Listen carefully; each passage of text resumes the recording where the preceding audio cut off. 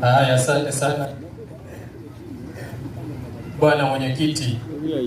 Nataka nichukue nafasi hii nijue ni Wakristo wangapi ambao wamefika kwa Mwanja. Hebu kama ni Mkristo nyosha mkono mahali popote ulipo. Biblia inasema usione haya kama ni Mkristo, mtukuze Mungu katika jina hilo. Bwana asifiwe. Asante sana. Waislamu, amani ya Mungu iwe nanyi. Basi mada ambayo nimesimamishwa hapa kuweza kuitoa, kati ya Ismaili na Isaka, nani aliyekusudiwa kutolewa kafara? Ni nani mkusudiwa ambaye Mungu alikusudia akaweze kutolewa kafara kati ya Ishmaeli na Isaka?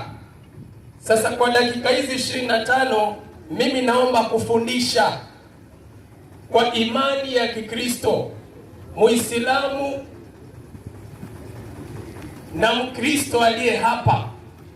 Ninaomba ukatege masikio yako vizuri, alafu usikilize ni upi msimamo wa Wakristo. Haya, nadhani hiyo ndio nzuri zaidi, itanifanya nisistrain kidogo. Haya, asante sana. Msimamo wa Ukristo juu ya mada hii ni upi? Nani aliyekusudiwa kutolewa kafara kati ya Ishmaeli na Isaka? Na tutatumia maandiko ya Mungu, hatutatukana mtu yoyote, tutasoma tu maandiko ya Mungu jinsi yalivyo. Na kwa sababu hiyo niseme tu, kwa nini tuzungumzie kuhusu Ibrahimu pamoja na watoto wake, na mwisho wake tufahamu ni nani aliyekusudiwa kutolewa kafara. Kwa nini tusizungumzie nabii mwingine? Alikuweko Adamu, alikuweko Musa, alikuweko Nuhu. Kwa nini tunazungumzia Ibrahimu siku ya leo sisi kama Wakristo? Kitabu cha Wagalatia sura ya 3 aya 7. Twende haraka haraka mwalimu wangu. Wagalatia 3:7 inasemaje? Inasema hivi. Ndio. Fahamuni basi. Aya inasema fahamuni basi, endelea. Ya kwa wale walio wa imani. Biblia inasema wale walio wa imani, hao ndio wana wa Ibrahimu. Fahamuni basi wale walio wa imani, hao ndio wana wa Ibrahimu. Walio wa imani, sio walio wa dini. Sikiliza vizuri, walio wa imani ndio wana wa Ibrahimu. Na imani hii inapatikana namna gani? Warumi 10:17 mwalimu. Warumi 10:17 inasemaje? Basi imani ndio chanzo chake ni kusikia. Endelea. Na kusikia huja ndio kwa neno la Kristo. Imani chanzo chake ni kusikia, na kusikia huja kwa njia ya neno la Kristo.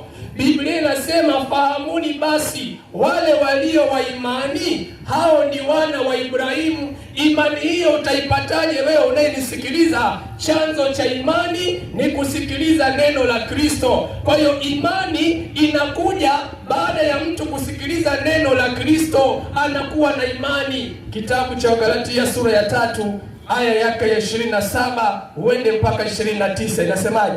Inasema ndio, maana nyinyi nyote mliobatizwa. Biblia inasema chanzo cha imani ni kusikiliza neno la Kristo. Kwa hiyo ukishasikiliza neno la Kristo unakuwa na imani, na baada ya kuwa na imani nini kinafanyika? Endelea. Nyinyi mliobatizwa katika Kristo. Nyinyi mliobatizwa katika Kristo mmemvaa Kristo. Endelea. Hapana Myahudi wala Myunani. Ndio. Hapana mtumwa wala huru. Ndio. Hapana mtu mume wala mtu mke. Ndio. Maana nyinyi nyote mmekuwa mmoja katika Kristo. Biblia inasema nyinyi nyote mmekuwa mmoja katika Kristo. Nyinyi nyote, hawa nyinyi nyote ni kina nani? Ni wale waliobatizwa baada ya kusikiliza neno la Kristo, wakabatizwa wakawa na imani. Biblia inasema maana ninyi nyote mliobatizwa mmemvaa Kristo. Nyinyi nyote mliobatizwa baada ya kuwa mmemvaa Kristo, nini kinaendelea? 29 hiyo. Na kama ninyi ni wa Kristo. Biblia inasema na kama ninyi ni wa Kristo, kwa sababu kwanza mna imani mlioipata kwa kusikia neno la Kristo, kisha mkabatizwa, sasa mkawa wa Kristo. Na kama ninyi ni wa Kristo Kristo, basi mmekuwa uzao wa Ibrahimu, endelea, na warithi sawasawa na ahadi. Kwa hiyo kama ni Mkristo, Biblia inasema wewe kwanza ni uzao wa Ibrahimu, kisha ni mrithi sawasawa na ahadi alizoahidiwa Ibrahimu. Kwa hiyo unaweza kuwa mrithi utakapo kwanza kusikiliza, kuwa na imani inayopatikana kwa kusikiliza neno ya Kristo. Baada ya kusikiliza neno ya Kristo unabatizwa, unakuwa na imani, kisha ukishakuwa na imani wewe unakuwa mzao wa Ibrahimu na unarithi ahadi zote ambazo Mungu amemwahidi Ibrahimu. Kwa hiyo kinyume na Mkristo huwezi kuwa mrithi wa Ibrahimu, na kama utakuwa mrithi utakuja kutuambia utarithi kitu gani. Biblia inasema kwanza unasikiliza neno la Kristo, namba 2 unabatizwa, namba 3 unakuwa na imani, namba 4 unakuwa mzao wa Ibrahimu, namba 5 unarithi ahadi zote ambazo Mungu amemwahidi nabii Ibrahimu. Kinyume na Mkristo huwezi kuwa mrithi, na kama ni mrithi utatuambia kwenye jukwaa hili utarithi nini na Ibrahimu aliahidiwa nini na Mungu wako. Sasa leo nataka tuangalie pia maisha ya nabii Ibrahimu. Kwa nini sisi kama Wakristo tumzungumzie nabii Ibrahimu?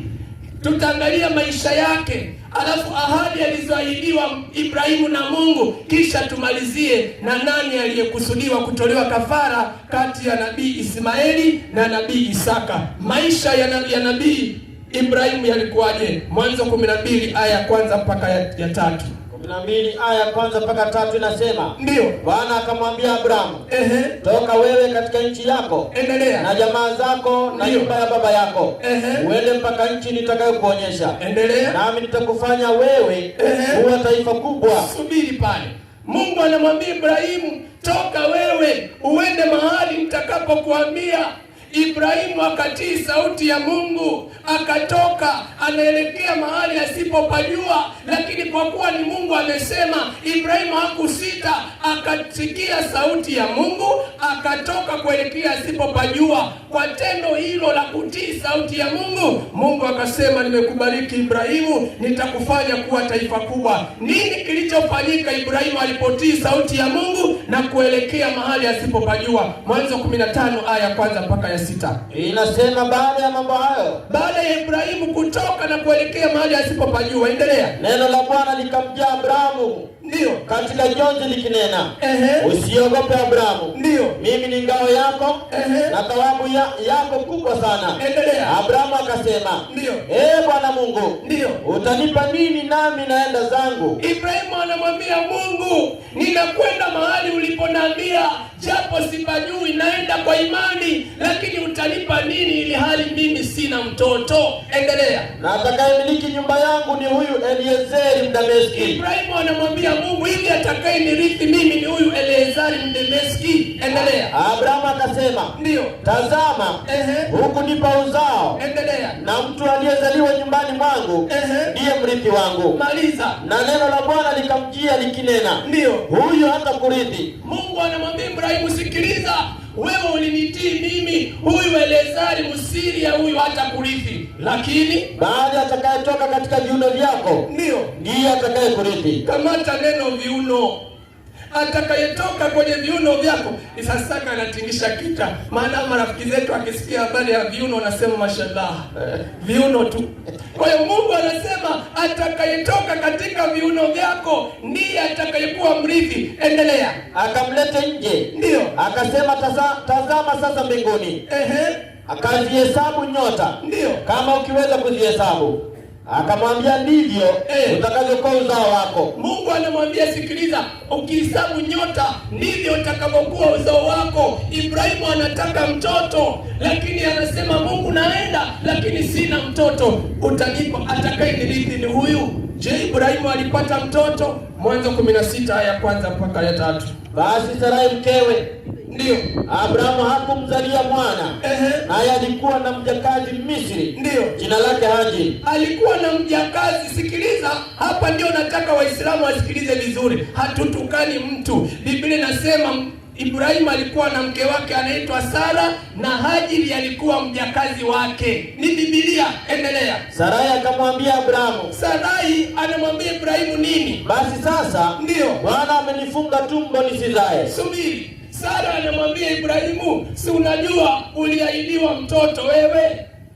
Lakini Bwana amenifunga tumbo nisizae. Hii ina maana mama Sara anafahamu ya kwamba Mungu ana uwezo wa kufunga mtu tumbo, na Mungu ana uwezo wa kufungua mtu tumbo. Unaweza ukahangaika kutafuta mtoto, ukafanya mechi zote alivyokuwa anatuambia ustadi pale, lakini Mungu asipofungua hilo tumbo, hakuna mtoto anaweza kupatikana. Hili mama Sara analijua. Anamwambia Ibrahimu, Bwana amenifunga tumbo nisizae. Endelea. Umwingilie mjakazi wangu, ndio labda nitapata uzao kwa yeye. Anamshauri mumewe Ibrahimu, muingilie huyu mjakazi, si muingilie huyu mke mwenza. Biblia inasema muingilie huyu mjakazi, labda kutoka kwake tutapata ule uzao. Yaani wanamsaidia Mungu kazi. Mungu akiwa mbinguni anaangalia. Ibrahimu anafanya maagano na mke wake Sara. Mungu hajahusika hapa. Ni maagano kati ya Ibrahimu na Sara. Muingilie huyu. Endelea. Abrahamu akaisikiliza sauti ya Sarai. Ibrahimu alipoambiwa na mke wake muingilie mjakazi, akaisikiliza sauti ya Sara. Ina maana akakubali. Endelea.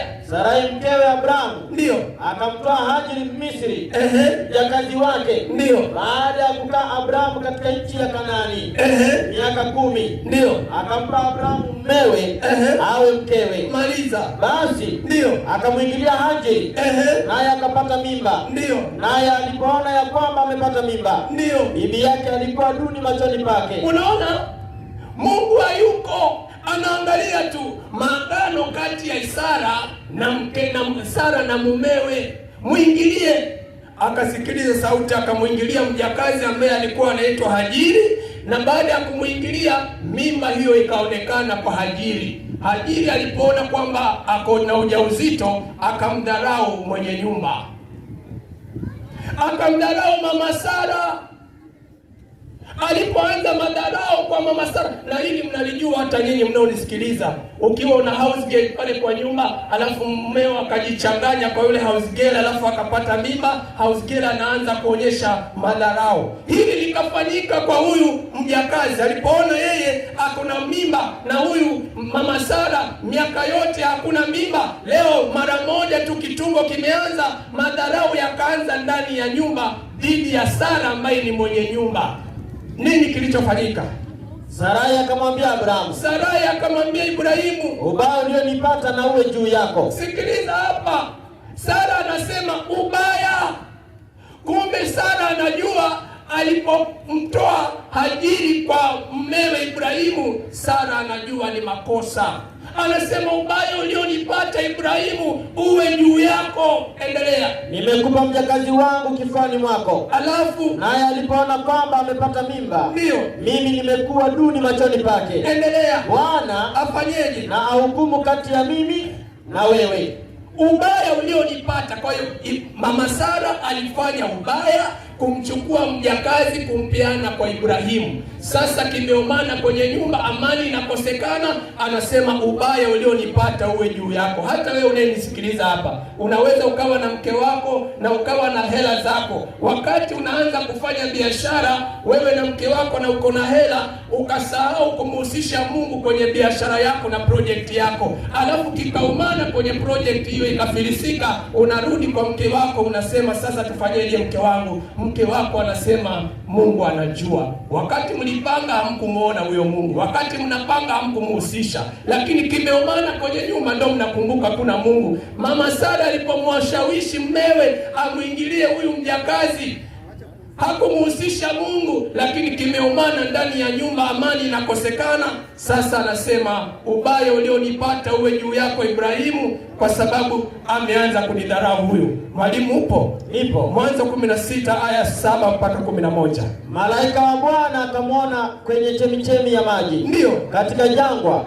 Chemichemi iliyoko katika njia ya kuendea shauri. Endelea. Akamwambia Hajiri. Ndio. Wewe mjakazi wa Sarai. Ndio. Unatoka wapi? Alafu nao unakwenda wapi? Endelea. Akanena. Ndio. Nakimbia mimi kutoka mbele ya bibi yangu Sarai.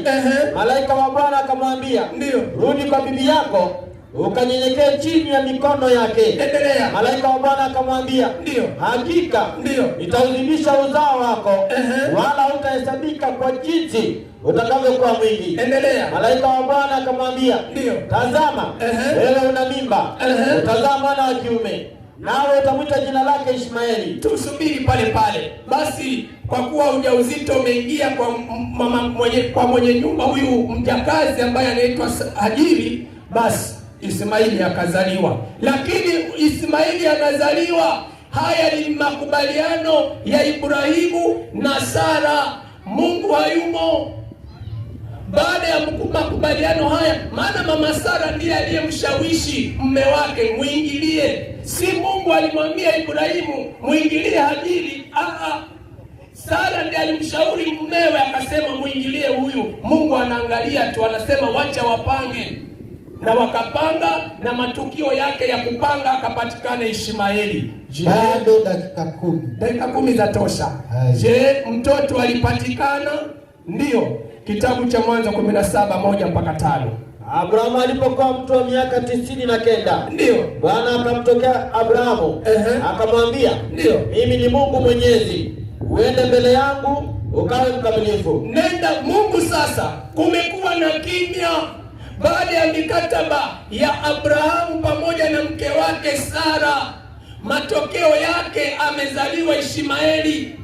Mungu sasa anakuja anamtokea Ibrahimu, anamwambia Ibrahimu, nenda mbele yangu ukawe mkamilifu. Jiulize kama unataka kufahamu, aliuvunja wapi ukamilifu Ibrahimu?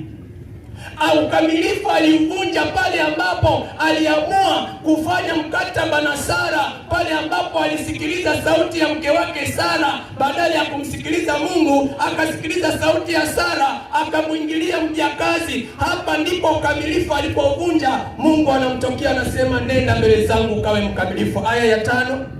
Aya 5 nasema, wala ndio jina lako hutaitwa tena Abrahamu, lakini jina lako litakuwa Ibrahimu. Sasa Mungu hata anambatiza, anambadilisha jina. Amevunja ukamilifu aliposikiliza sauti ya Sara. Mungu anasema sasa, kwa kuwa umevunja ukamilifu, nataka sasa nikukamilishe. Lakini hata hilo jina Abrahamu umelichafua, hautaitwa tena Abrahamu, jina lako utakuwa Ibrahimu. Hata mama Sara naye, enda aya 15 hiyo Mwanzo 15 inasemaje? Mungu akamwambia Ibrahimu, ndio, Sarai mkeo, ndio, hutamwita jina lake Sarai, kwa kuwa jina lake litakuwa Sara. Unaona, hata Sara naye kwa kuwa amevunja ukamilifu, Mungu akambatilisha jina kutoka Abrahamu mpaka Ibrahimu, na kutoka Sarai mpaka Sara, akawakamilisha. Na baada ya kuwakamilisha, nini kilichofanyika? Ishmaeli tayari kashazaliwa. 17 aya 19 hiyo inasema, Mungu akamwambia Ibrahimu, sivyo. Anzia 17 ndio.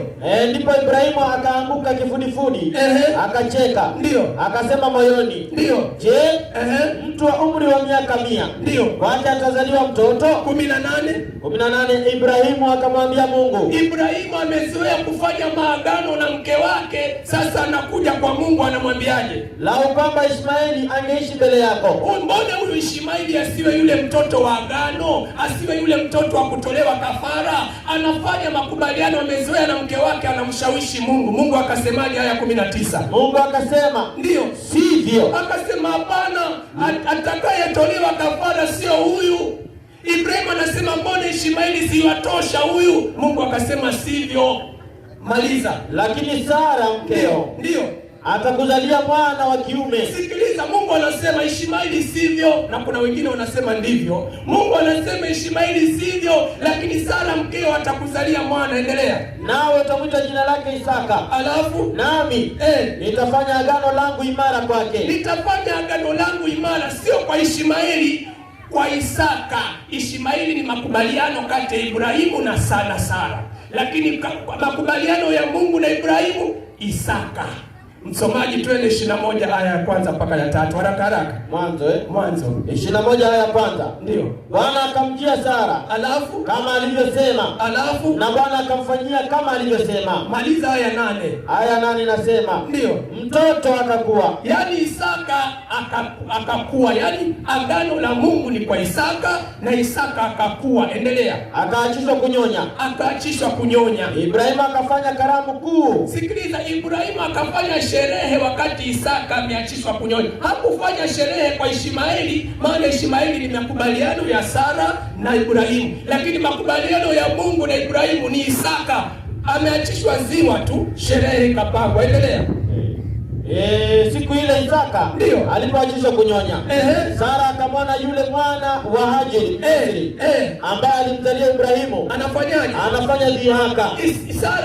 Huyu Ishmaeli alipoona mwenzake ana sherehe imefanywa, akasikia wivu. Mbona mimi Ishmaeli siku yangu ya kuachishwa kunyonya sikufanyiwa sherehe? Akaanza kufanya wivu pale. Endelea. Kwa hiyo ndio akamwambia Ibrahimu, Sara akamwambia Ibrahimu, mfukuze mjakazi huyu, timua huyu Hajiri na mwanawe na Ishmaeli watimue, maana mwana wa mjakazi hatafanyaje? Hatarithi pamoja na mwanangu Isaka. Subiri. Ishmaeli na Hajiri wakatimuliwa. Walipotimuliwa, nani aliyebaki? Ibrahimu, Sara na Isaka. Tayari ametimuliwa Hajiri pamoja na Ishmaeli, wakapotelea jangwa la Beersheba. Sasa alibaki Kanani, Sara, Ibrahimu na Isaka. Nini kilichofanyika? 22:1 Mwanzo 22:1 inasemaje? Ikawa baada ya mambo hayo, ndio Mungu alimjaribu Ibrahimu. Akamwambiaje? Akamwambia, Ibrahimu, fanya nini? Naye akasema, mimi hapa. Ndio. Akasema, umchukue mwanao. Nani? Mwana wako wa pekee. Nani? Umpendaye. Nani? Isaka. Bwana asifiwe. Amen. Ametimuliwa Ishmaeli pamoja na Hajiri, wako Beersheba. Kanani amebaki Ibrahimu, Sara na Isaka. Mungu anamwambia Ibrahimu, mchukue huyu mwanao mpendaye Isaka. Afanyeje? Ukaende zako mpaka nchi ya Moria. Ukafanyeje? Ukamtoe sadaka. Endelea. Ya kuteketezwa huko. Kwa hiyo sisi wa Kristo tunasema kati ya Ishmaeli na Isaka, aliyekusudiwa kutolewa kafara alikuwa ni Isaka, sio Ishmaeli, kwa mujibu wa Biblia na kwa mujibu wa maandiko. Aya ya 9 hiyo Mwanzo 22. Aya 9 inasema hivi. Inasemaje? Wakafika mahali pale, Isaka pamoja na Ibrahimu na wale vijana wakafika pale mlimani. Alipoambiwa na Mungu, alipoambiwa na Bwana huyu Ibrahimu akajenga madhabahu huko. Ibrahimu akajenga madhabahu, akaziweka tayari kuni. Endelea. Kisha akamfunga Isaka mwanawe. Ishmaeli, soma vizuri. Wacha niangalie vizuri.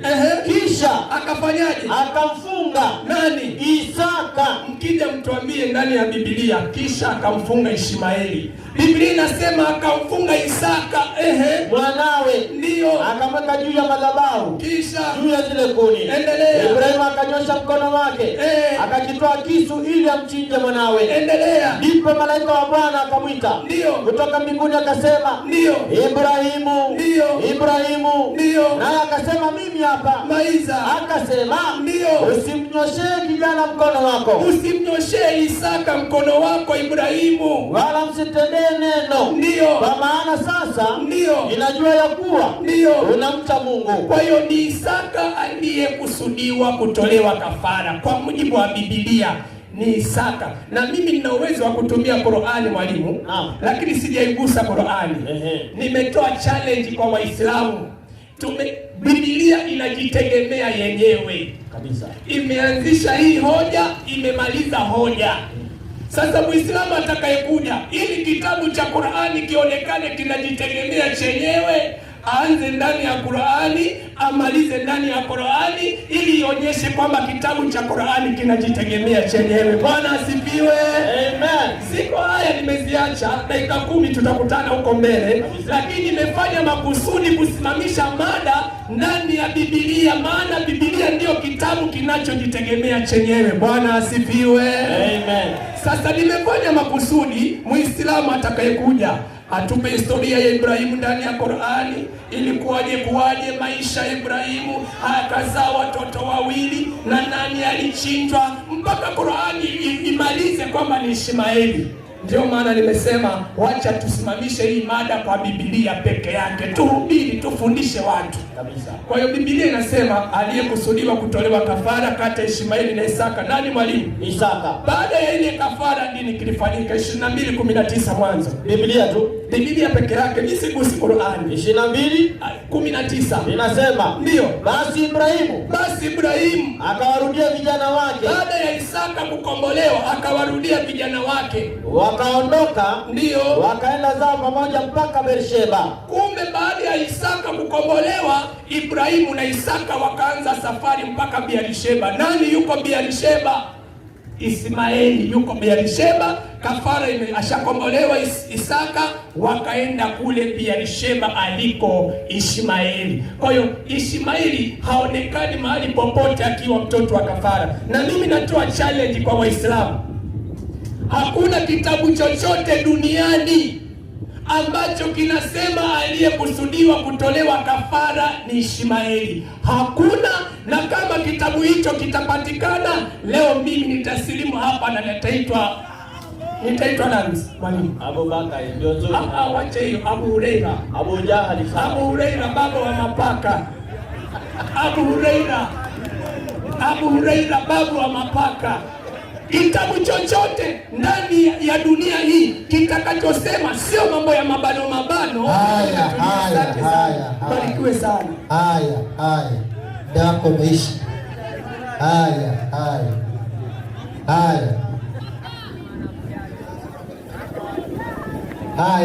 Nafikiri mambo mazuri kabisa. Mchungaji Fondo amesema mkija mkithibitisha atajiita Abu Leila, yaani babu wa mapaka. Hiyo ndio maana ya Abu Leila, babu wa mapaka. Sasa nafikiri mada imekwenda vizuri kabisa. Biblia inajitegemea yenyewe vile ilivyo, mada kuanzia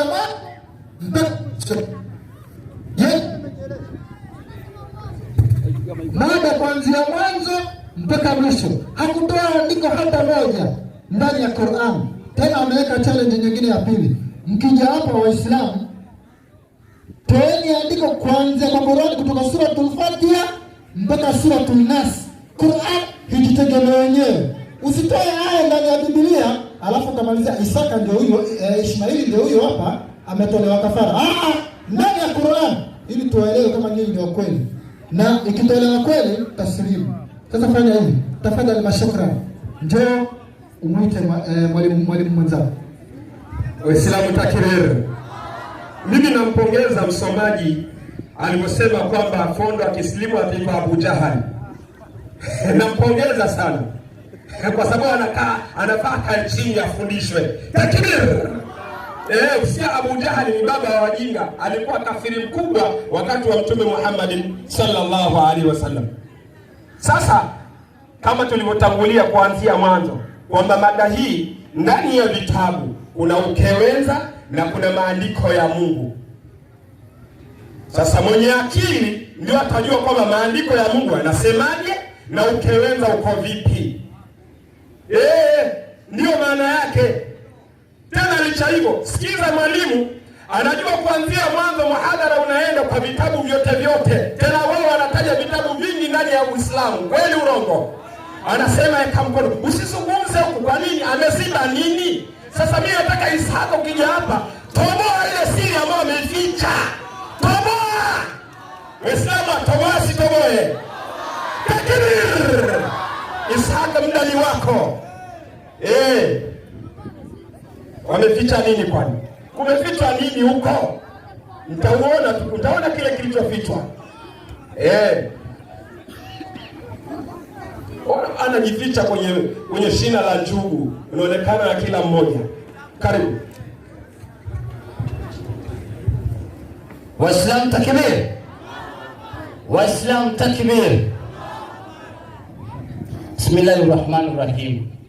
Alhamdulillah wassalatu wassalamu ala rasulillah.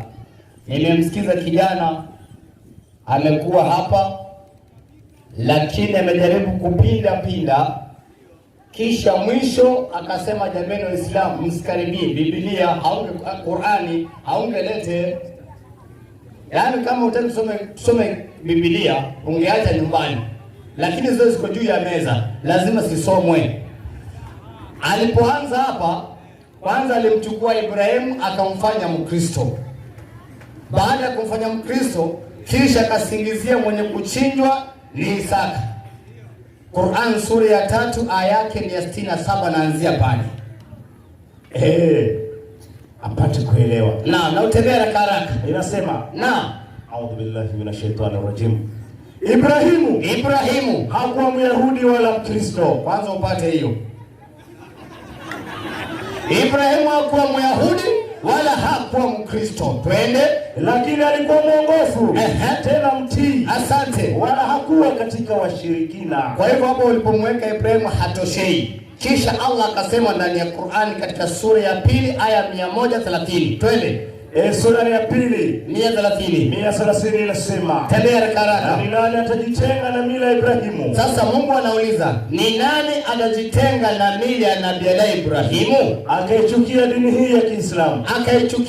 hii ya Kiislamu. Isipokuwa anayetia nafsi yake katika upumbavu. Kwa hivyo anayechukia mila ya Nabii Ibrahimu ambayo ndio Uislamu, anatia nafsi yake katika ujinga. Qur'an sura 22 aya 78. Twende. 22 tembea 78 haraka. Inasema, ndio. Bismillahirrahmanirrahim.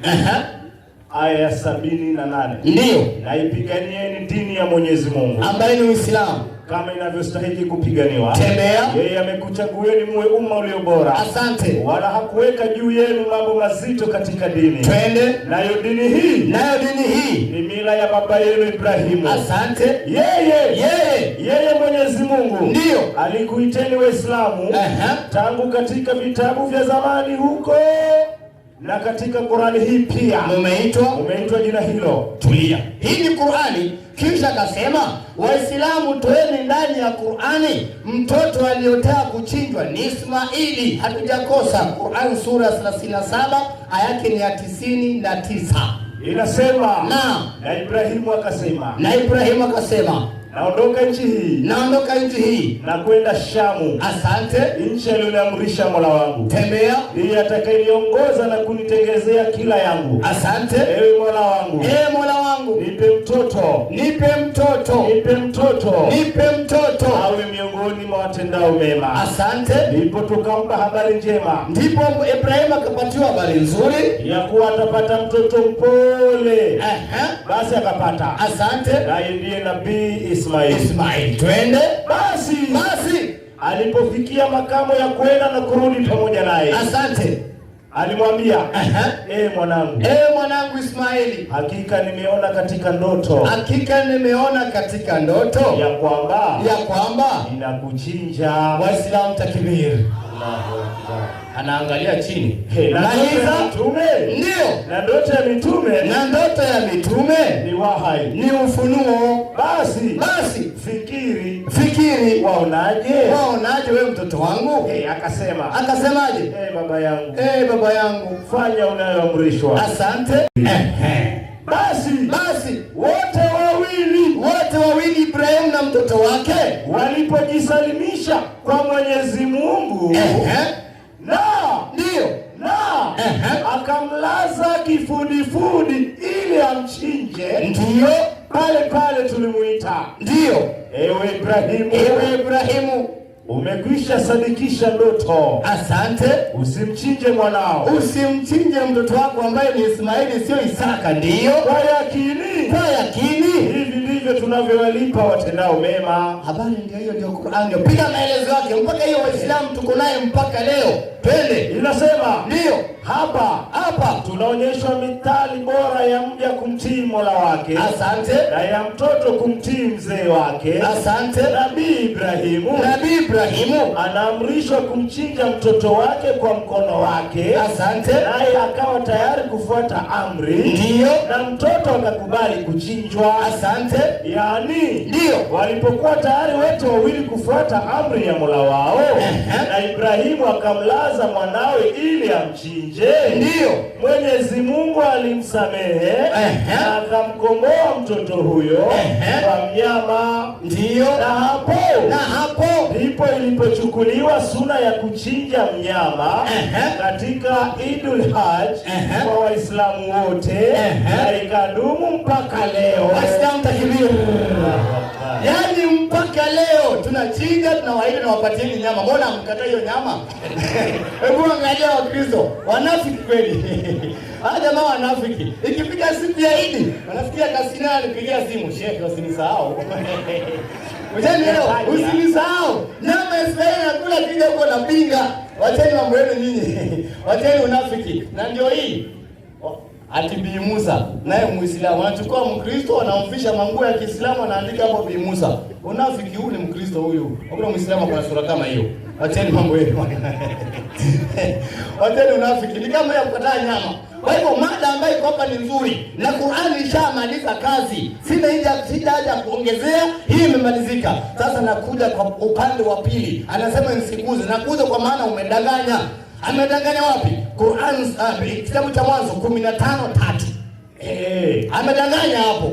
Pale ulipoacha. Tunadunga pale.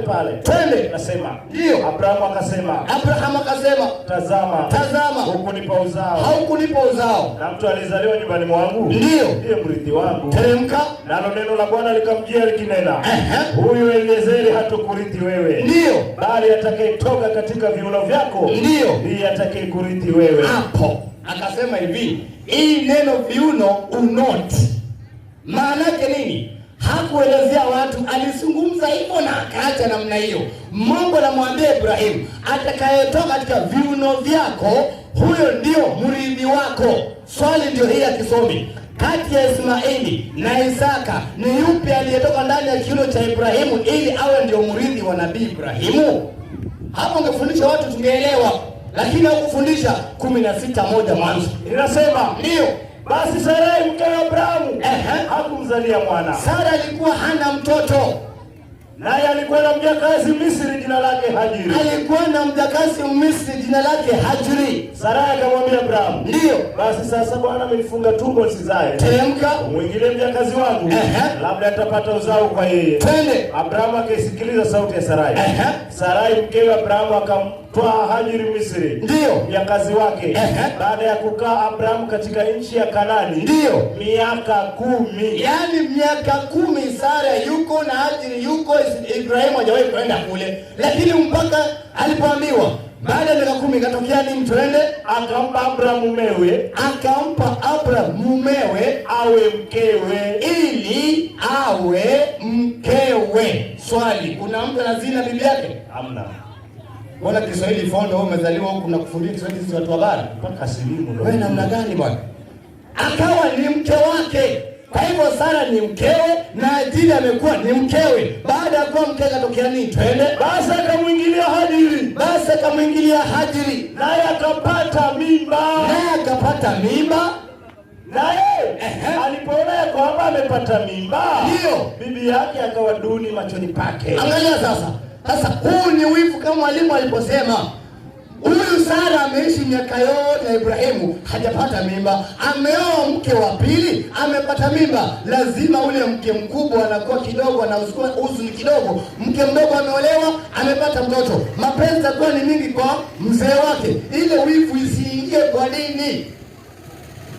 Wewe namna gani? Halafu Wakristo nao mimi nashangaa. Ibrahimu kuna wake wangapi? Wao wana ngapi?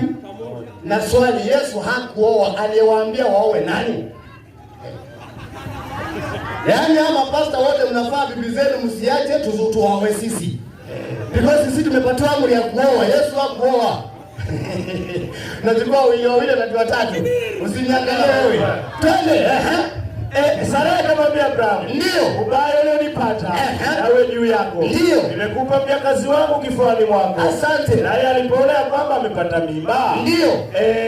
Mimi nimekuwa duni machoni pake. Unasikia habari kama hiyo? Yaani akishapata mimba anapita mbele ya Sara namna hii na kitungu wake akishika namna hii. Sara anasikia nasononeka, mimi nimeishi miaka sina mtoto sijapata. Lazima atakuwa na ile wivu. Bwana na hukumu. Ndio. Bwana na hukumu kati ya mimi na wewe. Naye Abrahamu akamwambia, ndio. Akamwambia Sarai, tazama mjakazi wako yuko mkononi mwako. Asante. Tende lililo jema machoni pako. Sarai akamtesa. Ndio. Naye akakimbia kutoka mbele yake. Mbona msungumzi ya kutesa kwamba Sarai amemtesa? Hiyo sio baya. Mimi naangalia mbona Sarai akamtesa Hajiri? Hiyo si mbaya hiyo. Hiyo mzungumzi ndio hitaji. Ninyi Wakristo ni watu wabaya sana. Malaika wa Bwana, malaika wa Mungu akamwona kwenye chemchemi ya maji katika jangwa. Ndio. Kwenye chemchemi iliyoko katika njia kwenda Shuri. Asante. Akamwambia, Hajiri, wewe mjakazi wa Sarai, unatoka wapi na unakwenda wapi? Sawa. Akanena, nakimbia mimi kutoka mbele ya bibi yangu Sarai. Asante. Malaika wa Bwana akamwambia, rudi kwa bibi yako ukanyenyekee chini ya mkono yake. Ubarikiwe. Malaika wa Bwana akamwambia, tazama, hakika nitazidisha uzao wako, wala hautahesabika kwa jinsi utakavyokuwa mwingi. Malaika wa Bwana akamwambia, ndio, tazama, wewe una mimba. Wewe una mimba. Utazaa mwana wa kiume. Utazaa mtoto wa kiume. Nawe utamuita jina lake nani? Ishmaeli. Asante. Maana Bwana amesikia kilio cha mateso yako. Waislamu takbir. Mpaka Mungu mwenyewe anapeana jina la mtoto. Wewe unamkataa kama nani? Sasa swali, Mungu ashasema atakayekuwa mrithi wa Ibrahimu ni yule atakayetoka katika kiuno cha Ibrahimu. Tumeona Ismaili amezaliwa baada ya Ibrahimu kuingia kwa Hajiri. Ina maana kiuno kimefanya kazi, mtoto akapatikana. Je, Isaka amezaliwa kiuno? Hiyo ndio kitu ambacho nafaa kufundisha hapa. 21:1 kitabu cha Mwanzo. 21:1 inasema, Bwana ndio akamjia Sara kama alivyonena. Ina maana Mungu alikuwa amemwaahidi. Kwa 17:5 kushuka, Mungu alikuwa amemwaahidi. Malaika alikuja kwa Ibrahimu akambashiria atapata mtoto. Mkewe akacheka, ambaye ni Sara, miaka ilikuwa imeenda. Ushaelewa vizuri Mungu akamjia Sara kama alivyoahidi. Na Bwana akamfanyia kama alivyosema. Na Mungu akamfanyia kama alivyosema. Sara akapata mimba. Sara akapata. Pale Ibrahimu hakuna shughuli amefanya. Ni Mungu kaahidi. Lakini mrithi wa Ibrahimu ni kwa kiuno. Maliza andiko. Akamzalia Ibrahimu mwana wa kiume katika uzee wake. Ndio. Kwa muhula alioambiwa na Mungu. Unaona, kwa hivyo ahadi ya Mungu amemwaahidi. Ibrahimu na Sara hawajakutana kimwili Isaka azaliwe. Hakuna.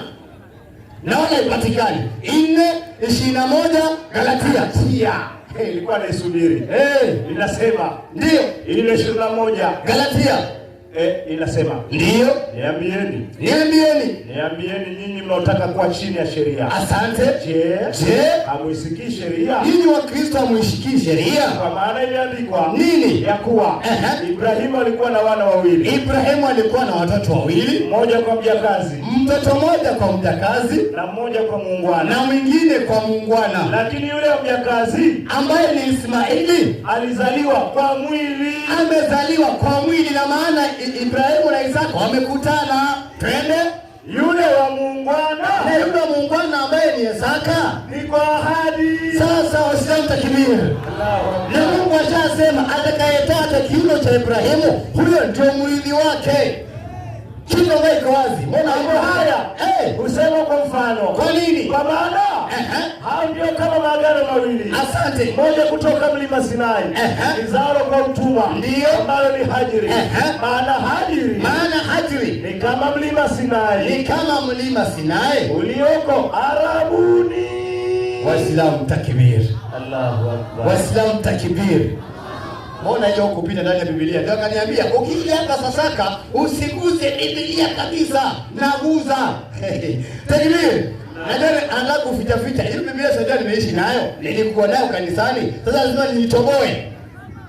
Kazi niangalia mbaya. Sasa kwambia wewe Mkristo, ukitaka usalama wako silimu.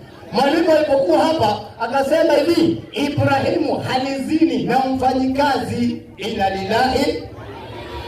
anamtukana Nabii Ibrahimu, kisha anasema uko ni Mkristo, wewe umekuwa ni uzao wa Ibrahimu. Ukisikia maana yake alienda Hajiri na si mke wake, maana yake ni zinaa. Yaani kama wasema alienda na mfanyikazi wake si mke wake, maana yake ni zinaa hiyo. Unamsingizia Ibrahim kazini, ambaye ni makosa. Anasema ni sawa namna gani? Hebu nipigie kwanza kitabu cha Mwanzo 12:1. Inasema, na Bwana akamwambia Abrahamu, ndio, toka wewe katika nchi yako na jamaa zako, ndio, na nyumba ya baba yako, uende mpaka nchi nitakayokuonyesha. Asante. Nami nitakufanya wewe kuwa taifa kubwa. Nami nitakufanya Ibrahimu kuwa taifa kubwa, na kukubariki, na nikubariki, na kulikuza jina lako. Kisha nitalikuza jina lako, nawe uwe baraka. Nawe utakuwa baraka.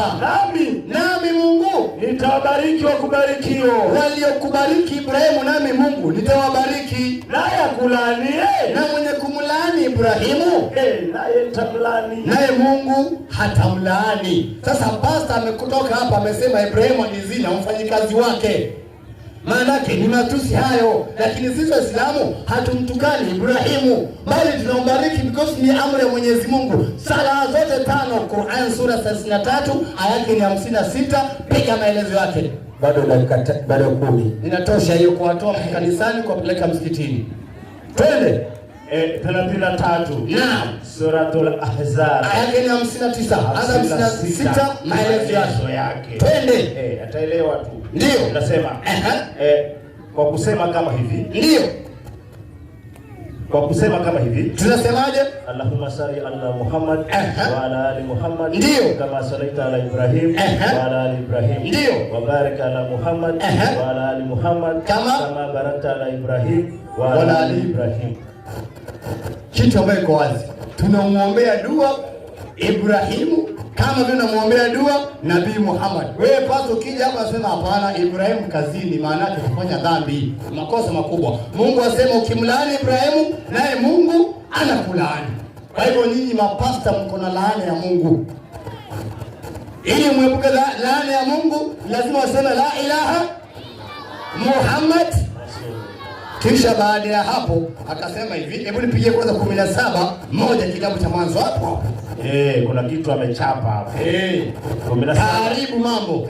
Twende. Ninasema ndio. Abrahamu alipokuwa mtu wa miaka 90 ndio na kenda, Bwana akamtokea Abrahamu akamwambia, ndio, mimi ni Mungu Mwenyezi. Mimi ni Mungu Mwenyezi. Uende mbele yangu ukawe mkamilifu. Twende. Sasa akasema ukamilifu huu ni ukamilifu mgani? Haya.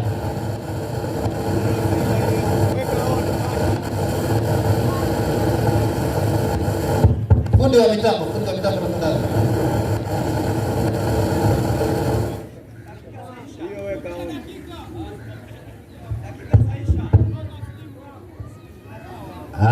Haya, kuna dakika 1:30 hivi. 2. Twende. 17:1 twende. Ukawe mkamilifu. Ndio. Nami nitafanya agano langu kati ya mimi na wewe. Asante. Nami nitakuzidisha sana. 9. Twende. Agano lenyewe. Mungu akamwambia Ibrahim. Kuna kitu hapo 17:1 temka polepole, kuna mambo aliharibu hapo. Mambo kuchange jina na nini hapo. Twende. Okay, inaendelea kusema nami nitafanya agano langu kati ya mimi na wewe. Ndio. Nami nitakuzidisha sana.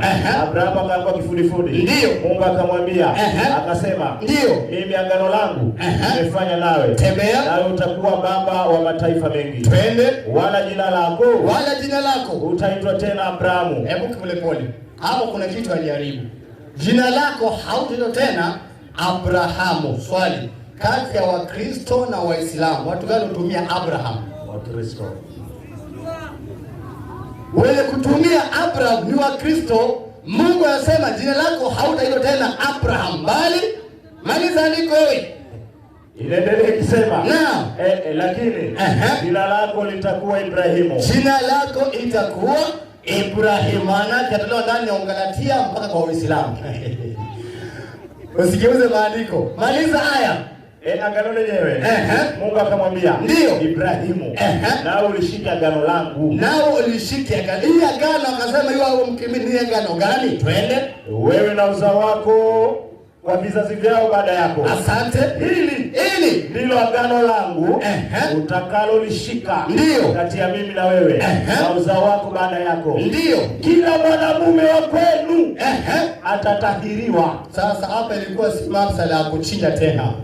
Agano ikiwa wewe mkamilifu ni kutahiriwa. Ukisoma andiko Pastor Fondo maliza. Usiache kwenye nusu huko. Wewe namna gani? 21 sasa piga 23. Hapo mwanzo. 23. Ama nipiga hapo 17 23 mwanzo. 17. 23. Alafu niambie mtoto wa mwaka moja anaweza beba mzigo wa kuni kwenda kuchinjwa. Inasema, twende Ibrahimu akamtoa Ismaili mwanawe.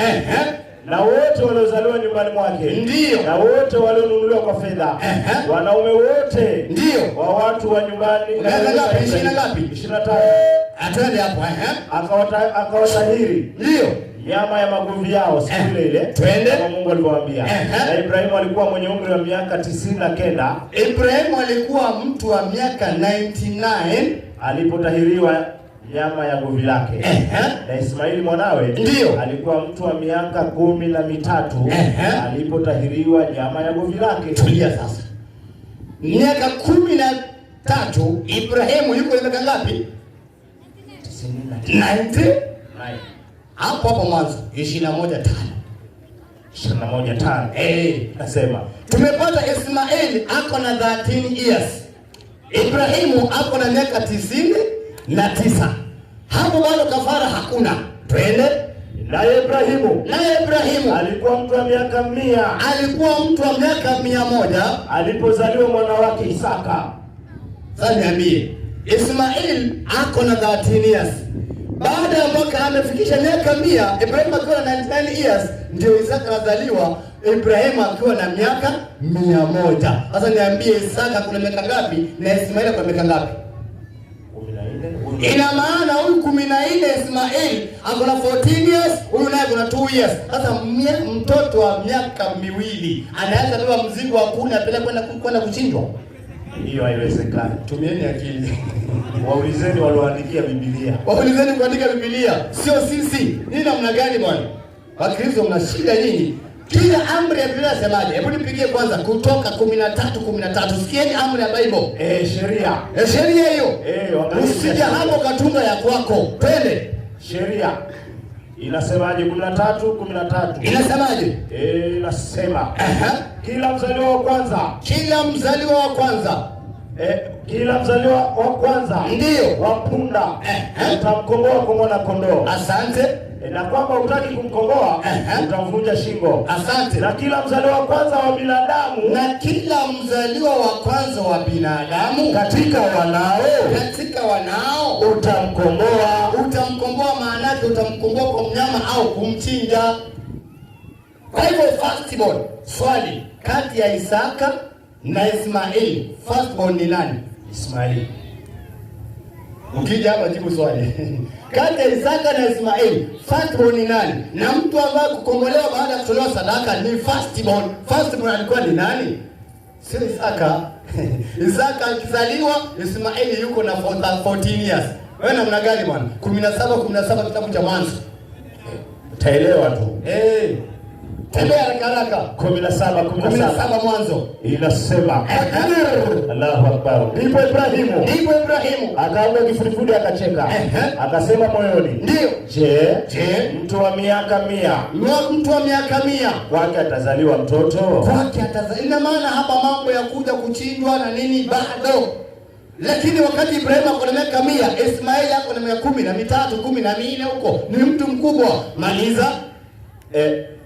Inaendelea ikisema ndio. Naye Sara mwenye umri wa miaka 90. Naye Sara mtu wa miaka 90 atazaa mtoto. Ibrahimu akamwambia Mungu, ndio, lau kwamba Ismaili angaliishi mbele yako. Mungu akasema, ndio, sivyo. Lakini Sarai mkeo atakuzalia mwana wa kiume. Nawe utamuita jina lake ndio Isaka. Unaona? Twende. Nami nitafanya agano langu imara kwake, kuwa agano la milele. Ndio. kwa ajili ya uzao wake, kwa ajili ya uzao wake baada yake. Na kwa habari ya Ismaili, nimekusikia, nimembariki, nitamzidisha, nami nitamuongeza. Hebu angalia, kwa Isaka ishaisha, nami nitamuongeza sana. Allahu Akbar. Atazaa kwa Ismaili kumeongezwa sana. Atazaa masayidi 12. Nami nitamfanya awe taifa kuu. Waislamu takbiri. Na ni kweli, kwa sababu leo Mkristo hawezi akasafiri mpaka atumie mafuta yetu. Kwa Waarabu kule, mweke mafuta ndani ya gari ndio gari iende. Hawezi kula unga ya chapati ama ya maharagwe mpaka isakwe na mashini iliyotumia diesel, mafuta yetu. Yaani mnakaa juu ya neema ya Ismaili. Waislamu takbiri. Alafu sisi wa Afrika, Waarabu wakituona, hata sisi ni wajomba, because mama yao ametoka Misri na Misri iko Afrika. Kwa hivyo sisi wa Afrika ni wajomba kina nani? Wa Waarabu. Sasa wewe niambie, nyinyi Wayahudi ni wapi na wapi? Mbona nyinyi Wakristo hata tuwaelewi? Hamuelewi kabisa. Yaani kuna mahali mpo tu. Mambo iko wazi. Kwa hivyo mada imeeleweka. Kati ya Ismaili na Isaka, mwenye kuchinjwa alikuwa ni nani? Alikuwa ni Ismaili, because ndio firstborn, na sheria inasema firstborn lazima atolewe kafara. Na tunakuta hata mtume wetu Muhammad, Qur'an imeweka wazi kwamba mtume wetu baba yake alikuwa achinjwe, alikuwa atolewe kafara. Wewe namna gani? Kwa hivyo ilikuwa ni tangu zamani. Muda. Katika 10 na msubiri kama mfano Daudi ni muweke sawa. Waislamu takbir. Raha si raha. Nakwambia wewe sikiza maandiko vile yanavyoenda. Ukipata fikra ya ukewenza unapotea. Ukipata fikra maandiko wewe umeongoka. Ndio maana yake. Sasa muda ni wao kwa kukaribisha tena mwalimu kwa dakika 10 ambazo zimebakia, dakika 10. Karibu mwenyekiti mwenza. Bwana Yesu asifiwe. Bwana Yesu asifiwe. Nimewaambia bwana hakuna kitu. Si mnaona? Yaani mara ya kwanza, sikiza vizuri hapa. Mara ya kwanza mchungaji alipopanda hapa juu, ametembea na Biblia kutoka mwanzo hadi mwisho. Ismaili kuanzia mwanzo, Isaka kuanzia mwanzo mpaka mwisho. Isaka ndiye akafanya nini? Akatolewa kafara. Akamtega mwalimu wa Kiislamu mtego hapa. Akamwambia ukiingia hapa tuonyeshe kuanzia mwanzo, kuanzia suratul Fatiha mpaka kuanzia suratul Nas, ya kwamba Ismaili ndiye katolewa kafara. Ukimalizana hapo sasa ndio ingie ndani ya Biblia. Hakufanya hivyo yule mwalimu. Amepiga poroja ndani ya Qur'ani kidogo akaingia ndani ya Biblia. Unaona sasa? Kwa hivyo Qur'ani kama Qur'ani haiwezi kusimamisha kuwa Ismaili ndiye katolewa kafara. Qur'ani kama Qur'ani haiwezi kuweka msingi ya kwamba Ismaili ndiye katolewa kafara mpaka itegemee Biblia. Naona maneno haya haraka. Namuita Pastor Kerago, njoo utegue mtego aliyowekewa. Njoo waeleza. Haya.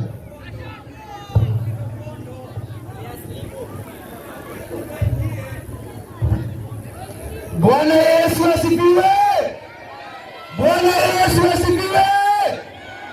Hakuna kitu hapa. Unajua hii mada imeisha. Na imeisha kwa sababu gani? Msomaji, imeisha kwa sababu gani? Naam. Kitabu cha Mithali 19:14 Mithali. 19:14. Hakuna kitu, mada imeisha hii. 19:14 inasema, twende kazi. Nyumba na mali ni urithi apatao mtu. Hiyo unaweza ukapatiwa na babako kwa babaye. Bali mke mwenye busara. Lakini mwanamke mwenye busara mtu upewa na Bwana. Mtu upewa nani? Na Bwana. Mtu upewa nani? Na Bwana. Nani alipatia Ibrahimu Sara? Hajiri. Sara ndiye aliyemtoa mtakazi wake akampa mmewe. Sasa Sarai ni Mungu wenu. Aya inasema mke mwenye busara mtu upewa na Mungu, lakini Ibrahimu kapewa Hajiri na Sara ni Mungu wenu. Ni watu vipi? Ndio maana nasema mada imeisha. Mada imeisha kwa sababu gani? Qur'an 37. Uone kama mada haijaisha. Sikiza, mada imeisha. Qur'an 37 aya 101. Ujue kama mada haijaisha. Inasema 101. Twende kazi.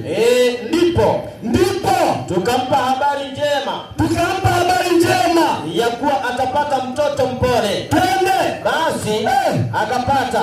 Twende. Naye ndiye Nabii Ismaili. Haya, hiyo maneno Nabii Ismaili iko kwa mabano ama haiko kwa mabano? Iko kwa mabano. Katika Qur'ani ukiona maneno katika mabano ni nyongeza ya mwandishi. Haya maneno ni nyongeza ya mwandishi. Sasa sikia Qur'ani ambayo haitaongezewa na Al-Farisi. Nenda katika Qur'ani ya Kizungu. Funga Kizungu kwanza. Ya Kizungu Funga Kizungu kwanza. Hiyo Al-Farisi hajaweka mkono.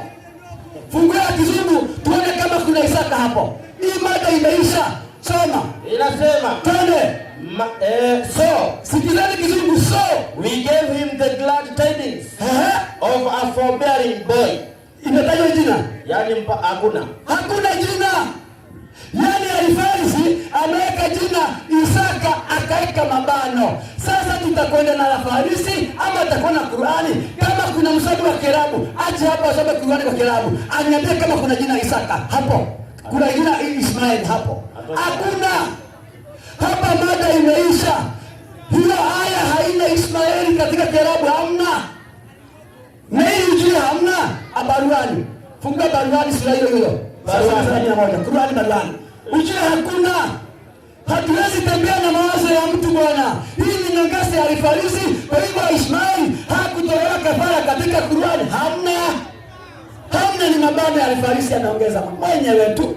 Soma hiyo inasema twende. Basi tukambashiria mwana aliyempole. Full stop. Haya, Ismaili yuko wapi hapo? Kwa hivyo hata Ismaili hatuwezi kumjadili katika mada hii kwa sababu katika Qur'ani katika rafu ya Kiarabu Ismaili hayuko. Hata lazima nini sasa? Bwana mapachika. Sasa tuangalie, je, ni nani? Ngoja mtambue sasa. Tumwangalie ni nani. Akasema ya kwamba katika Mwanzo 15 mstari wa 3 akasema atakaye kurithi atatoka katika viuno vyako. Akafikiri kwamba ati viuno ni Ibrahimu naye apate mtoto. Haiwezekani. Twende katika kitabu cha Waibrania 7. Nimfundishe maana ya viuno nini kwanza. Waibrania 7:4 na 5. Twende kazi. 7:4 inasema twende. Basi angalieni jinsi mtu huyu alivyokuwa mkuu. Ambaye Ibrahimu baba yetu alimpa sehemu ya 10 ya alimpa zaka. Twende. Na katika wana wa Lawi.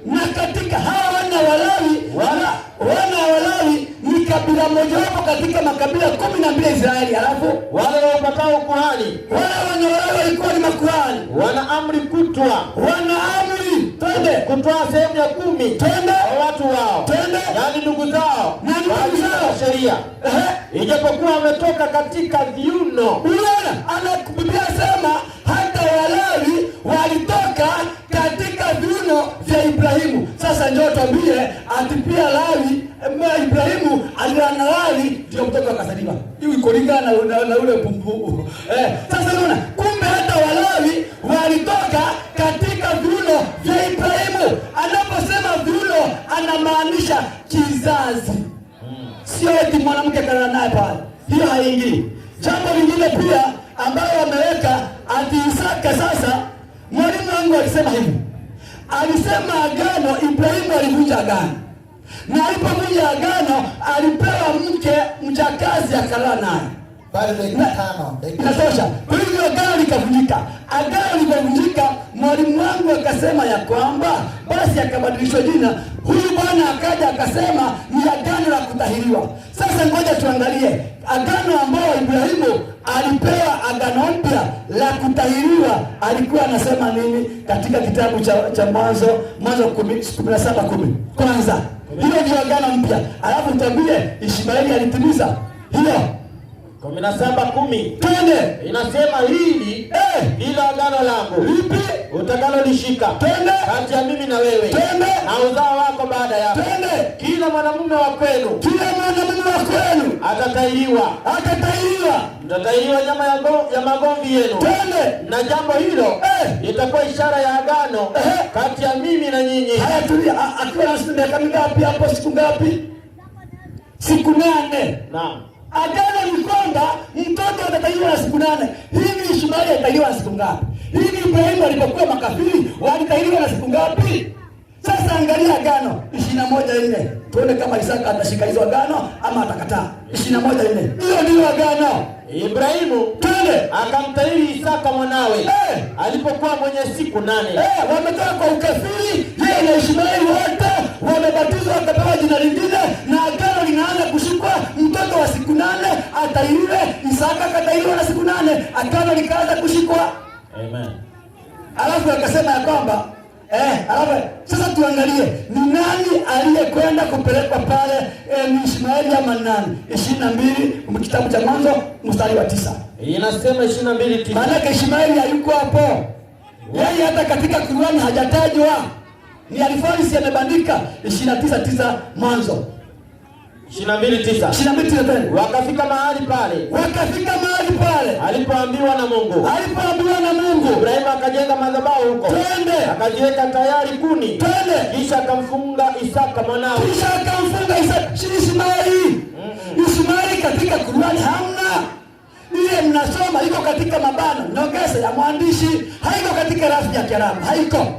Sasa nini? Tutafuata Qur'an, tafuta Alfarisi. Ni watu vipi? Twende katika kitabu cha Galatia 4:21. Twende. Galatia. Hiyo alisoma. Galatia 4:21. Twende. Niambieni ninyi mnaotaka kuwa chini ya sheria. Twende. Je, hamuisikii sheria? Twende. Kwa maana imeandikwa ya kuwa Twende. Ibrahimu alikuwa na wana wawili. Twende. Mmoja wa mjakazi, Twende. na mmoja kwa muungwana. Twende. Lakini yule wa mjakazi alizaliwa kwa mwili. Twende. Yule wa muungwana kwa ahadi. Tulia. Wa mjakazi alizaliwa kwa nini? Kwa mwili, sio? Kwa mwili. Ngoja tuone mwili unafanya kazi gani. Warumi 8:5. Warumi 8:5. Wa mjakazi alizaliwa katika mwili. Je, mwili ndio ahadi? Je, mwili ndio kutolewa kafara? Warumi 8:5. Inasemaje? Kwa maana wale waufuatao mwili, kwa maana wale wanaofuata mwili kama nyinyi huyafikiri mambo ya mwili. Nyinyi mnafikiri tu mambo ya mwili. Bali wale waifuatao roho, bali wale wanaofuata roho kama sisi huyafikiri mambo ya roho. Sisi tunafikiri mambo ya Mungu. Mpendwa, maliza. Inasema Bwana Yesu asifiwe. Amen. Maliza haya. Kwa kuwa nia ya mwili ni mauti. Nia ya hawa jamaa alikoma Ishmaeli katolewa ni nia ya mwili, sio Mungu. Kazi yao ni mauti, yao watakwenda motoni. Kwenda. Bali nia ya roho, lakini sisi ambao tunaongozwa na roho ni uzima wa amani. Tutapata uzima na amani. Bwana Yesu asifiwe. Sasa soma Qur'ani ya Kiarabu. Soma, achana naye. Watasoma wenyewe Kiarabu, watambie jina Ishmaeli kwa katika rafu ya Kiarabu. Kama sio nyongeza ya mwandishi. Alafu akaja akasema jambo lingine. Jambo la ajabu sana. Aliyosema. Akaja akasema ya kwamba ati Isaka hakupewa ahadi. Kitabu cha Mwanzo 17:18. Bwana alikimbia hapo. 17:18. Soma 17:18. Twende. Ibrahimu akamwambia Mungu, lau kwamba Ishmaeli angeishi mbele yako. Mungu mkubali Ishmaeli kama hawa jamaa wanasema. Mungu akasema sivyo, hakuna Ishmaeli, sitakubali. Mungu akasema hakuna Ishmaeli. Nini mlimtoa wapi? Maana Mungu kakataa. Alafu lakini Sara mkeo atakuzalia mwana wa kiume, na utamwita jina lake Isaka. Alafu nami Mungu nitafanya agano langu imara kwake. Nitafanya agano langu imara kwa Isaka. Ishmaeli hapo hakuna. Ishmaeli ni kifo cha mende, ametolewa kabisa, na baada ya kutolewa Isaka akasimamishwa, akaenda kutolewa sadaka na akakombolewa na Bwana Yesu kama kondoo. Muda umeishi. Haya. Sasa asante sana mchungaji. Bwana Yesu asifiwe. Bwana Yesu asifiwe. Si nimewaambia alikuwa ametegwa. Mwalimu pasta Wa kwanza hakuguza Qur'an, alikuwa anatumia Biblia peke yake kudhihirisha kwamba Ishmaili hakutolewa kafara. Alafu akamtega sasa, akamwambia ukija hapa tumia Qur'an peke yake, tuonyeshe kuanzia suratul Fatiha mpaka suratul Nas ya kwamba ni nani, ni Ishmaili. Hawakufanya hivyo, wametambatama. Mwalimu wa pili alipofika, ile aya iliyoitoa Sasaka hapa ikasomwa katika lugha ya Kiarabu. Hakuna Ismaili pale, hakuna katika lugha ya Kiarabu, hakuna. Wakija wasome, fanyeni hivi, mimi natoa mtihani. Mwalimu akiingia hapa asiposoma Kiarabu, mjue ni muongo. Akiingia hapa mwalimu Sasaka, soma Kiarabu kama Kiarabu unakijua, njoo some Kiarabu. Alafu mimi nashangaa, yaani maustadhi wageni wameingia pale, kuna ustadhi pale, kuna Mohamed Saidi yuko pale, hawa walimu hawa badala waje wawasaidie wenzao, wanamwacha Sasaka anateleza tu hapa. Mngekuja muwasaidie hapa. Abdul Karimu, njoo msaidie mwenzako hapa. Hawa ndio walimu hapa. Abdul Karimu na Saidi ndio walimu hapa. Njoo msaidie Sasaka anateleza hapa. Haya, mwalimu njoo haraka. Njoo muite mwalimu wako. Njoo muite mwalimu wako. Shabani, utabii uletee kirashi hapa. Hapa.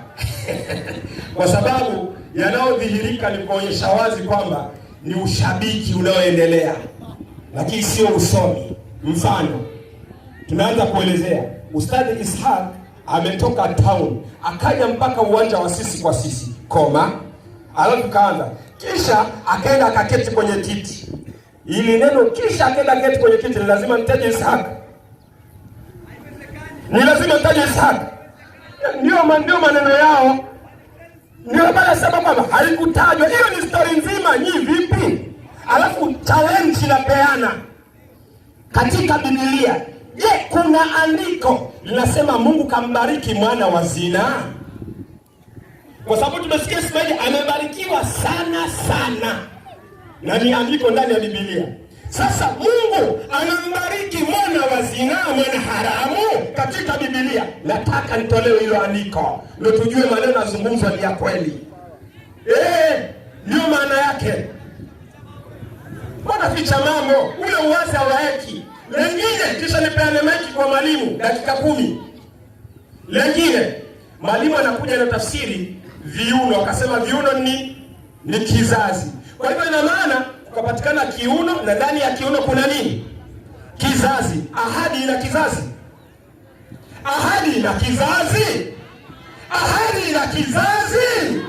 Takbir. Paka kuchi hodahe. Ndio maana yake. Ndio patikana Ismaili. Ahadi kwa Ishaka hakukuwa na hiyo, haikupatikana.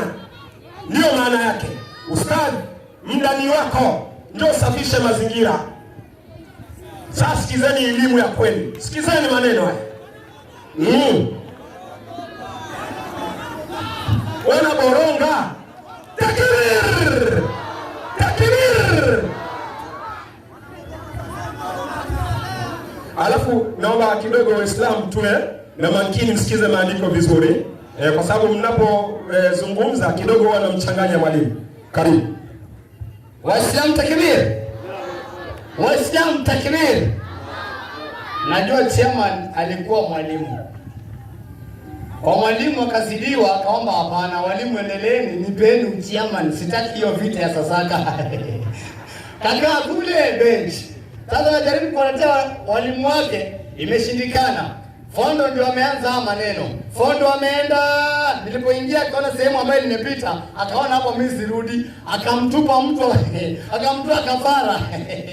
Akamtoa kafara mwalimu wangu ambaye ni mjombangu. Najua mamangu ametoka kwao. Ni mjomba na kuheshimu, lakini katika maneno ya Mungu umepotea. Ndivyo, yani mamangu atoka kwao. Hakuwa ni mjomba, ni kweli ina tisa, lakini upande wa pili hapa hakuna ujomba. Kwa kuwa Qur'an inasema hivi, Qur'an sura ya 2 171. Twende.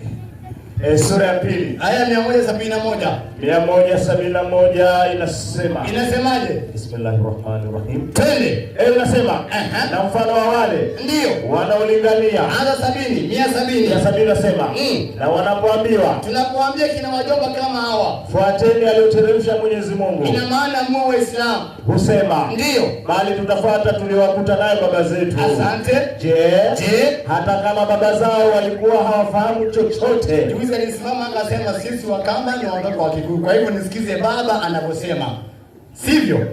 Sasa sikiza vile Mungu anakuambia twende, wala hawakuongoka. Sasa Mungu anasema kama hao mababa walikuwa wamepotea, kama wewe mtawafuata tu, mtu wa nyumbani. Qur'ani inauliza, je, mtawafuata tu? Ni kweli mrevi umepotea ama hujapotea? 15:18 wa Korintho wa kwanza inasema, alafu tuingie kwa mada. Na hapo wao nao waliolala, ndio waliolala katika Kristo wamefanyaje? Wamepotea. Naona kwa hivyo baba, sikufuati wewe, umepotea. Ama sivyo? Karibu katika Uislamu. Mwalimu alipokuja hapa wa Kikristo akasema hivi, apatiwa andiko ya kwamba Mungu akampa ajiri Ibrahimu ili amuoe. Lakini wewe kukupatia andiko, Mungu ampatia Sara 20:10 Mwanzo. Twende 20:10. Twende Mwanzo inasema. Inasemaje? Abimelech ndio akamwambia Ibrahimu, umeona nini hata ukatenda jambo hili? Asante. Ibrahimu akasema, ndio kwa sababu naliona yakini ndio hapana hofu ya Mungu mahali hapa, nao wataniua kwa ajili ya mke wangu. Asante. Naye kweli ni ndugu yangu. Naye kweli Sara ni ndugu yangu, binti wa baba yangu. Yaani Sara ni binti ya baba yangu, ila siye mwana wa mama yangu. Sasa kwa hivyo Sara akawa mke wangu. Sara kaoa dadake. Yaani Ibrahimu kaoa dadake.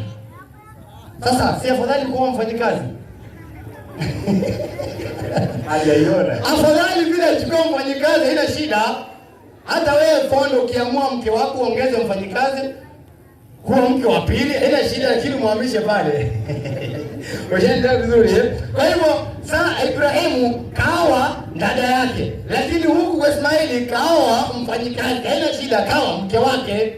Mambo iko sawa sawa. Kisha kuhusu viuno, amekuja hapa ameboronga. Jamani, kama ungezingatia andiko mbili ambaye nimetoa katika kitabu cha Mwanzo, hii swali yangu tena hapa. Maana iko wazi. Hebu 15:3 Mwanzo. Iko wazi. Usije ukaboronga. Inasema 3. Abrahamu akasema, ndio tazama huku nipa uzao. Huku nipa uzao. Na mtu aliyezaliwa nyumbani mwangu ndiye mrithi wangu. Kiswahili iko wazi. Atakayezaliwa na manabii warithiwi mali. Twende. Nalo neno la Bwana. Na hapa mada sema nani mrithi wa Ibrahimu? Twende. Nalo neno la Bwana likamjia likinena, asante, huyo hatakurithi. Huyo hatakurithi, bali atakayetoka katika viuno vyako. Atakayetoka katika viuno vyako, huyo atakayekurithi wewe. Huyo ndio mrithi wake. Swali, kati ya Isaka na Ismaili ni yupi aliyetoka katika kiuno cha Ibrahimu ili awe ndio mrithi wake? Ndio swali hapo. Mkija hapa mbona mnakwepa? 4:21 Galatia. Ile 21. Hapo mnakwepa kwa nini? Wekeni mambo wazi. Twende. Niambieni. Ninyi mnataka kuwa chini ya sheria. Asante. Je, hamuisikii sheria? Ndio. Kwa maana imeandikwa. Ibrahimu alikuwa na wana wawili. Mmoja kwa mjakazi na mwingine na mmoja kwa muungwana. Ndio. Lakini yule wa mjakazi, Biblia hiyo, lakini yule wa mjakazi ambaye ni Ismaili alizaliwa kwa mwili. Amezaliwa kwa mwili. Yule wa muungwana ni kwa ahadi. Amezaliwa kwa ahadi. Na maana Ibrahimu hakufanya chochote ili Isaka azaliwe. Ni ahadi ya Mungu hiyo. Lakini kwa huku kuna kiuno kuchukuchuku tahe ikatembea, Ismaili akapatikana. Mbona hapo mnakwepa hapo? Ikifika hapo mnaingia vitini kwa nini? Hata Qur'ani hakuna mahali popote imemtaja Ismaili. Wewe umetoka wapi wewe? Umetoka Kikuyuni, ndio sababu. Qur'an sura ya 2 ya 133. Tembea. Sura ya 2 133. Anasema ndani ya Qur'ani, yaani mahali kuna Ismaili ni kwa mabano tu. Hakuna mahali ambaye hebu soma tusikie. Je, nyinyi Mayahudi na Manaswara mlikuwapo yalipomfikia Yakobo mauti? Twende.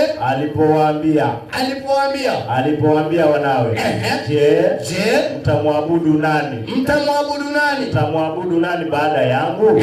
Wakasema, nini? Tutamwabudu Mola wako na Mola wa baba zako Ibrahimu na Ismaili na Isaka. Sasa mapasta mkija hapo niambie, je, yuko ndani ya mabano? Basi ndio kile. Ukija hapo niambie iko ndani ya mabano hiyo. Alafu ya pili asemaje? Nataka pasta akija hapa niambie hiyo. Mimi naenda tuseme hiyo.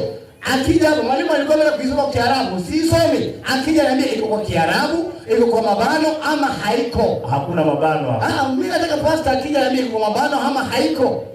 Kisha hao mabwana hutaka kutenganisha Ismail na Isaka. Ina maana Isaka kwa mtazamo wao kaanzisha Ukristo, Ismaili kwa mtazamo wao kaanzisha Uislamu, lakini si kweli. Qur'an inaweka wazi, watamwabudu nani baada yake? Wasema Mungu wa Isaka na Ismaili. 17 Mwanzo 17.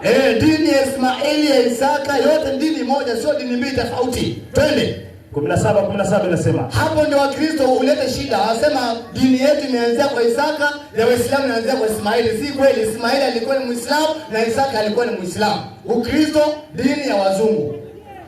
Twende Roma huko. Inasema, twende. Ndipo Ibrahimu. Na mimi nawapatia challenge, kama sio dini ya wazungu, hawa wa SDA kanisa yao makao makuu inapatikana Amerika. Kama ni uongo, chama sema ni uongo. Yesu alikuwa Israeli. Wapi na wapi? Yaani watakupata historia ya Uhuru Kenyatta, unaambiwa waenda Uganda, wakati Kenyatta ni Mkenya. Makao makuu ya SDA iko Amerika. Yesu alikuwa Israeli. Nini mtumia akili? Alafu jamani wakwetu wakifanya sijui mdiko sijui nini. Akani mkama wakwetu huyu. Soma andiko wewe. Ndipo Ibrahimu. Ndio. Akaanza kifudifudi akacheka. Ndio. Akasema moyoni. Ndio. Je, mtu wa umri wa miaka 100 wake atazaliwa mtoto? Ndio. Hata 18. Nikianzia hapo 18. Hapo mwanzo 18. Ndio. Inasema, ikiwa Ibrahimu atakuwa taifa kuu hodari, na katika yeye mataifa yote ya dunia ndio watabarikiwa. Twende. Kwa maana nimemjua ya kwamba atawaamuru wanawe na nyumba yake baada yake waishike njia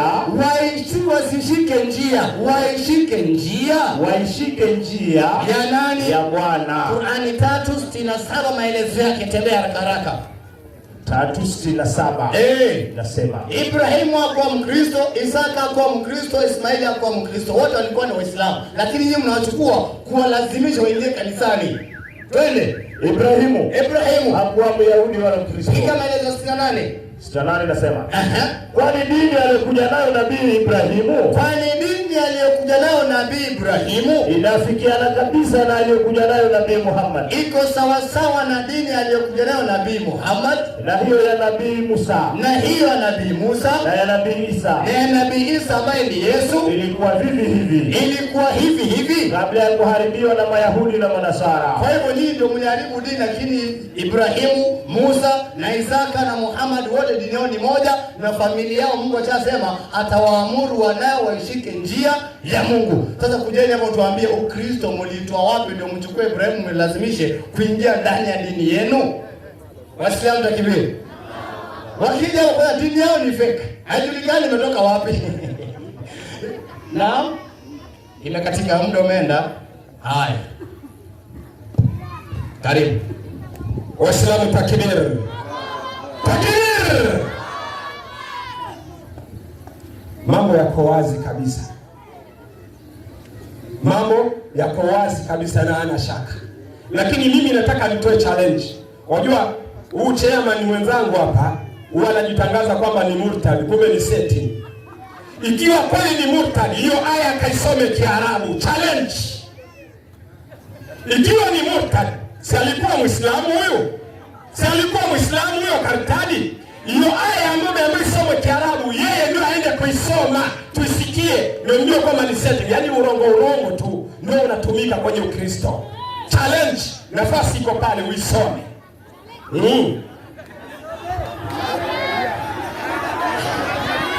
Ananiangalia. Takbir! Takbir! Hakuna urongo katika Uislamu, kwenye Ukristo ndio uko. Ndio maana yake. Huu ni wakati wa maswali. Huu ni muda wa maswali. Dakika ni 3 za maswali. Dakika ni ngapi? Ni 3 za maswali. Nitamsimamisha mwalimu wetu, mzee wetu, aje aulize swali. Awaulize hawa Kristo wajibu. Ustadh Isa John Lubanda, karibu. Tena bonge la mtu. Sijui nani, hakuna pasta kujibu hilo swali hapa. Hakuna. Takbir!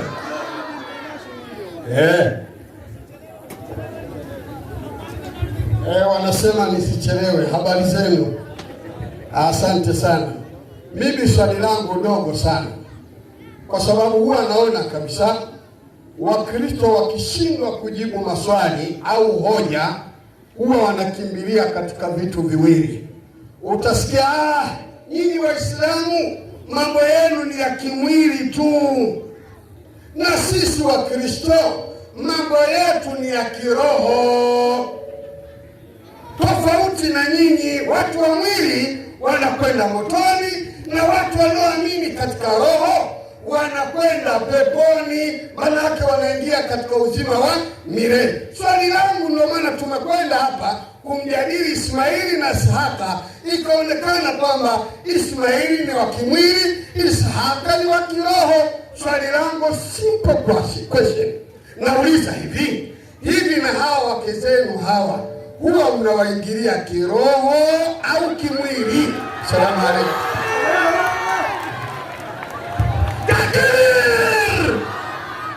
Yaani swali na swali zito. Wanasema kwamba kiroho ni kwa Ishaka, ilikuwa inakusudiwa kiroho. Sasa je, Ibrahimu alimwingilia Sara kiroho? Ili nyinyi, ndio swali likasimama, nyinyi wake zenu mnawaingilia kiroho? Yaani unatiania innamal a'malu binniyat, natiania kumwingilia rafu usoni subutu. Swali hilo mnamuuliza hapa. Takbir!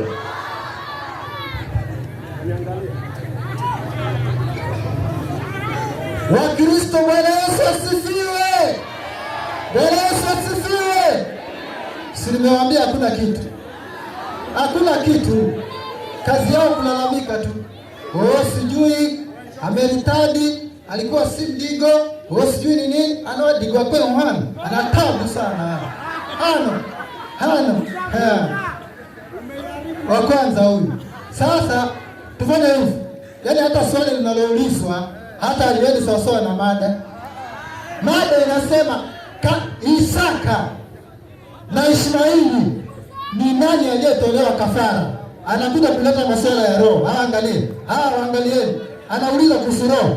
Tutajadili roho, tutajadili Isaka ama Ishmaili? Ndugu zetu vipi? Haya, sasa swali unajibiwa.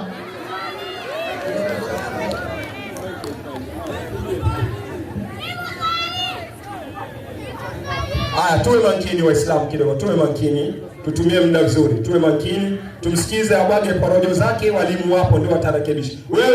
Wewe imani yako iweke kwa mwalimu, tumemchagua hapo, mji wenyewe Waislamu ndio mmewachagua walimu waje wajibu hizi hoja. Kwa hiyo msiwe na wasiwasi, mtatengezewa mambo. Kweni makini tu. Wakristo, Bwana Yesu asifiwe. Mambo mazuri ni kama haya. Hata nyinyi Waislamu takbir. Ni raha tu. Sasa fanyeni hivi. Kwa sababu sisi mapasta hakuna swali ambalo hatuwezi jibu. Hata kama mtauliza swali ambalo liko nje ya mada, sitawajibu. Alafu kuna kitu nilikuwa nimesahau, ni vile siruhusiwi kutoa aya. Amesema atusijui Kiarabu. Nilikuwa nisome katika sura 4 aya 89. Kiarabu ni cha makafiri wa Kiarabu. Kwa hivyo hii hata nisiposoma haina tatizo. Njoo jibu swali.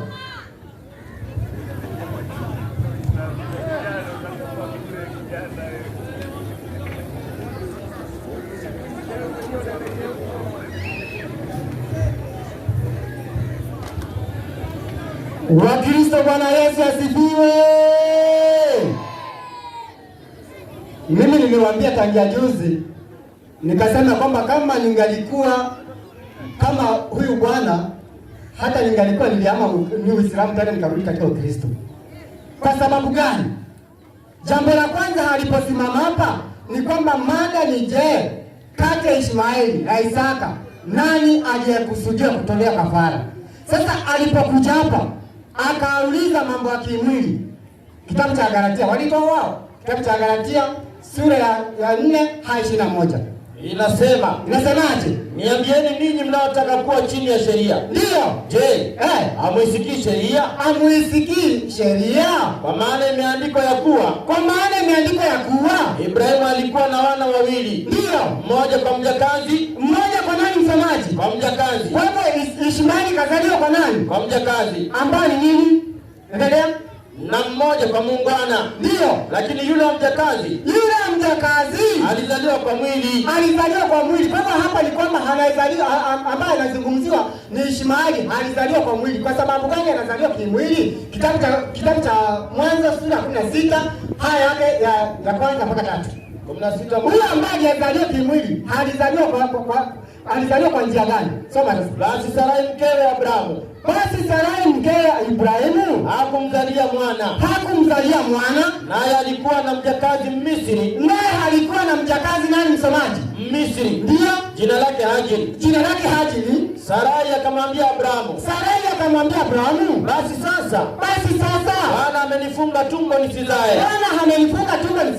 Umwingilie mjakazi wangu.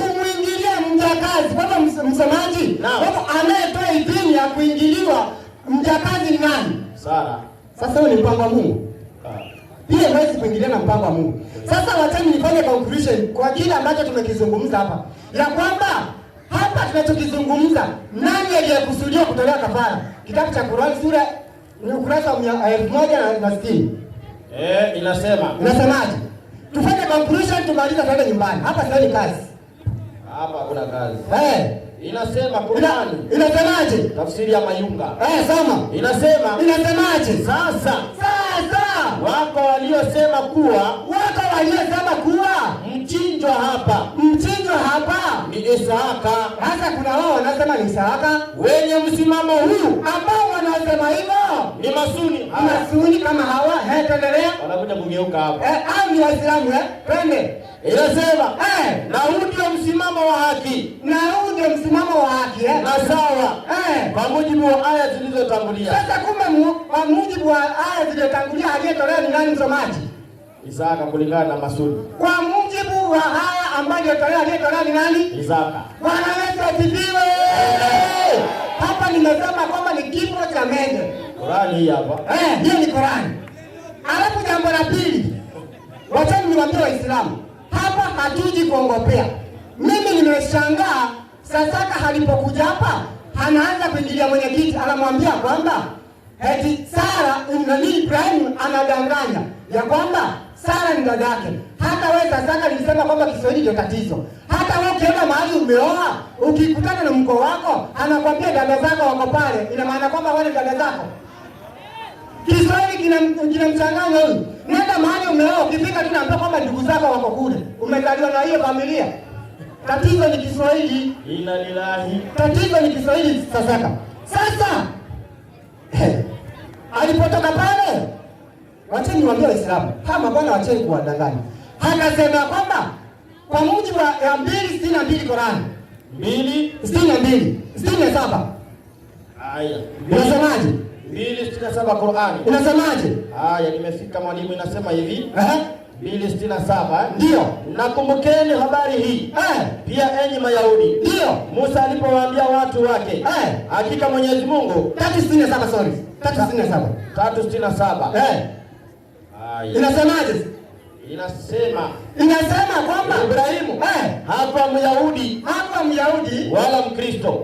Sasa mwenyekiti aliposikia aya hii akasema kwamba kwa Ibrahimu alikuwa nani? Muislamu. Sasa wacha niwaambie hivi. Ikiwa Ibrahimu atakuwa Muislamu, ushahidi ndio Qur'an 12:20. 12:20. Tuangalie. Kama Ibrahimu ni Muislamu, hata mimi nitasilimu. Na narudia hivi. Andiko hili kwa mujibu wa 37 aya 100 ikisomwa, hata mimi nikisema kwamba Ishmaeli ndio akatolewa kafara, Wakristo wote tunaacha Ukristo tunaenda msikitini. Bwana Yesu asifiwe. Amen. Haya, muda umeisha. Ile mic tuko nayo kidogo iko na tatizo kidogo. Kwa hivyo ukikuja hapa nikwambia muda umeisha, nakimbia na kupokonya mic. Si ndio hivyo? Hata kama wewe ni Mkristo pia nakupokonya mic. Vitu vyote vile sawa sawa. Sasa Wakristo na Waislamu, hizi mada zinazojadiliwa hapa, kuna hichi kitabu hapa. Kiko na hizi mada zote na maswali yote na majibu yote yako hapa. Kuna pasta yuko pale ako na hivyo vitabu. Ukihitaji, hebu simama haraka haraka. Hebu simama. Yule pasta ambaye anazungusha hivyo vitabu ni nani? Haya, mmoja yule kule. Ukihitaji hivyo vitabu utaenda uchukue kule kwake. Na CD pia ziko hapa. Inua CD juu. Huyo pia atakuuzia hizo CD. Haraka haraka. Wakristo si nimewaambia kuna kitu hapa. Qur'ani ya Mayunga yenyewe imesema. Qur'ani ya Mayunga. Hawa wana kitu nimewaambia. Haraka haraka ndio ulize swali. Fondo. Kitabu 300. Ndio kwani ulize swali. Qur'ani ya Mayunga imejibu. Qur'ani ya Mayunga yenyewe. Ndio mseme pia sio yeye.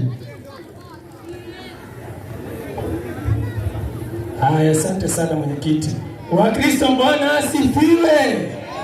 Haijatosha, Bwana asifiwe. Sasa mimi nauliza swali dogo sana kwa sababu tunatamatisha mkutano. Mwalimu, 37:101 Qur'ani. Ninatoa maandiko mawili ya Qur'ani na nitaomba nijibiwe kwa sababu nina nia ya kujua. 37:101 Qur'ani inasema hivi, ndio 101, ndio ndipo tukampa habari njema. Sasa hii ndio ushahidi wanaotoa Waislamu.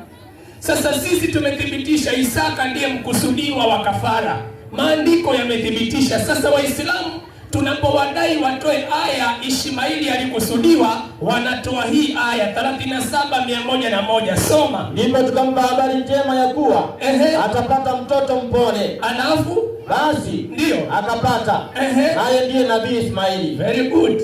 Tafsiri ya Sheikh Abdalla Farisi imeweka mabano, inasema huyo mtoto mpole ni Ishmaeli. Kwenye lugha ya Kiarabu jina Ishmaeli katika mada ya leo halipo. Sheikh Abdalla Farisi ameweka mabano, anasema ni Ishmaeli. Challenge Muislamu atakayekuja kusimama hapa asome hiyo 37:101 Kiarabu, akipata jina Ishmaeli kwa Kiarabu, leo naachana na Ukristo, ninakuwa Muislamu hapa 37:112 Qur'ani. 37:112. Sasa sikiliza, Isaka mkusudiwa anatamkwa ndani ya Kiarabu, ndani ya mada ya leo. Twende vitu haraka haraka. 112 tena. Tukambashiria kumzaa Isaka. Tukambashiria kumzaa nani? Isaka. Iko kwa mabano hiyo? Iko kwa mabano? Hapana. Njoo usome aya hiyo kwa Kiarabu, inataja Isaka kwa Kiarabu, maana ndiye mkusudiwa wa kafara. 37:101 inataja Ishmaeli kwa mabano, lakini kwenye Kiarabu haipo. Kwa hiyo Qur'ani nzima katika mada ya leo Kiarabu hakuna jina Ismaeli, linalopatikana ni Isaka. Bwana asifiwe. Kwani Waislamu hamtaki nisilimu pamoja na hawa Wakristo? Kama mnataka nisilimu, asimame mwalimu anisomee aya zote mbili, 101 Kiarabu, 112 Kiarabu. Aya gani Kiarabu imetaja Isaka? Aya gani Kiarabu imetaja Ishmaeli? Ishmaeli hakuna, na kama Ishmaeli hakuna, mada inabaki kuwa aliyekusudiwa kutolewa kafara kwa mujibu wa Biblia na Qur'ani ni Isaka. Bwana asifiwe.